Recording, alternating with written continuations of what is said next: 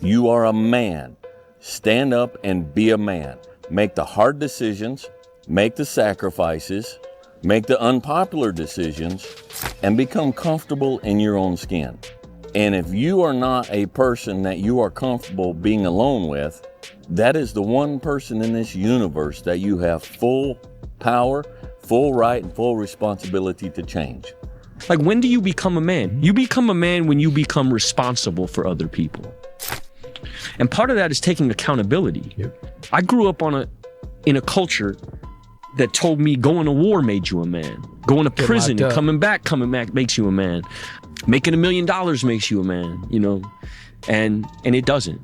Who teaches you to be a man? We all have these ladders of battles, roads we have to walk in our given lives. Be you famous or whoever's out there listening. We all have our individual challenges. It's cliche, money don't make it better. It don't. Fame just magnifies the problems and the opportunities. I never looked at things as problems. I look at them as opportunities. Maybe that's something I can say. You know, someone, well, she did this, and well, what an opportunity you have. Yeah, well, the world, you know, because they said this and Shannon said that. Yeah, well, what an opportunity you have to make a difference, because you never know who's watching. Winners fail 1,000,000 times. What makes them a winner is that they believe in it, they're headstrong. Nothing's gonna stop them. The spectators have tried it and failed it and remain sitting down. They don't get up anymore because they don't believe it enough. The naysayers' disbelief overrides their ability, potential, and mental capacity that they can be more than that. Arm yourself with words. Be precise in your language. Right? Say what you mean. Read great men and great women. Make yourself literate. Get your tongue in order. Get it under your own control. Get rid of the ums and the likes and the you knows and the pauses. And get rid of everything you say that you only say to impress other people. And just see if you can say what you believe to be true. There's sometimes you could be in a meeting and you could be the smartest guy in the room, and you don't want to let anybody know that. Let everybody talk, let everybody think they're smarter than you, but you really know what's going on. There's other times when you're in the room, you could be the least smartest guy in the room, but you got to make them think that you're smarter than them.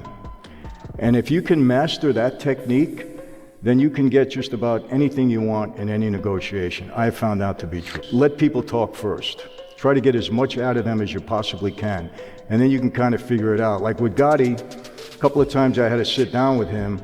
I knew that he could never believe that I was winning. So in the midst of the argument, I had to figure out what he really wanted and how I can get what I want, letting him think that he got what he wants. It's all about how you carry yourself. In the warrior arsenal, we have different tools.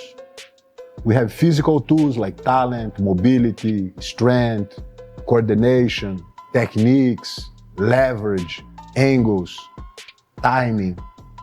But if you're talking about mind, we have different tools: visualization, emotional control. In the spiritual side, we have hope, we have faith, we have patience. Those elements, they give you chance of letting the situation cook in a slow burn and see how it goes. Because if you're impatient, if you don't have the hope, if you're not believing in yourself, but if you faith, you're gonna find the light, you're gonna find the hole, you have the hope, you think you're gonna do it. So you become smoother even in the bumpy rides. So I start to feel like my growth was depending on this growth, not only physical, not only mental, but also spiritual. I think one of the things that people struggle with is actually being very real with themselves. What do you mean? The difference between understanding who you are versus who you wish you were. And I think that's something that I'm always very fascinated by when I have a meeting like this. Like, what kind of read do you have on yourself? And how, I think I would struggle a lot if I didn't really genuinely know who I was. And then once you know who you are, you get more comfortable with what you're up to. In your life, be an agent for good. It's kind of like people say, I support the troops. I support the troops. What do you do for the troops? Do you send them care packages? No. Do you walk up to them when you see them in a restaurant, in the airport in uniform, and do you stick your hand out and say, thank you for your service? No, I don't do anything, but I support the troops. No, that just means you're not against the troops. And going through life, become a good man or woman. Second, be a dangerous man. Now, being dangerous is not being a threat. They're two different things. Often the most dangerous man in the room is the quietest man in the room. You can't be a good man, a fully good man, if you're not a dangerous man.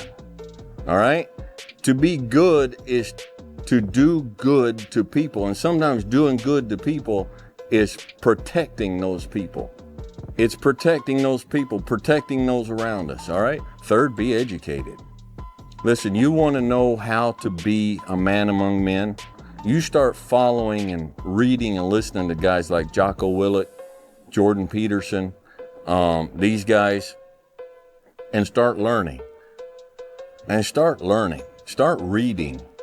And just, the brain is a muscle, and like any muscle, the more you work it, the stronger it becomes. And lastly, be wise. Now, wisdom, it's a lifetime of study, wisdom is. And wisdom's not what you know. Wisdom is knowing how to apply what you know. Knowledge is knowing that a tomato is classified as a fruit. Wisdom is knowing not to put it in a fruit salad.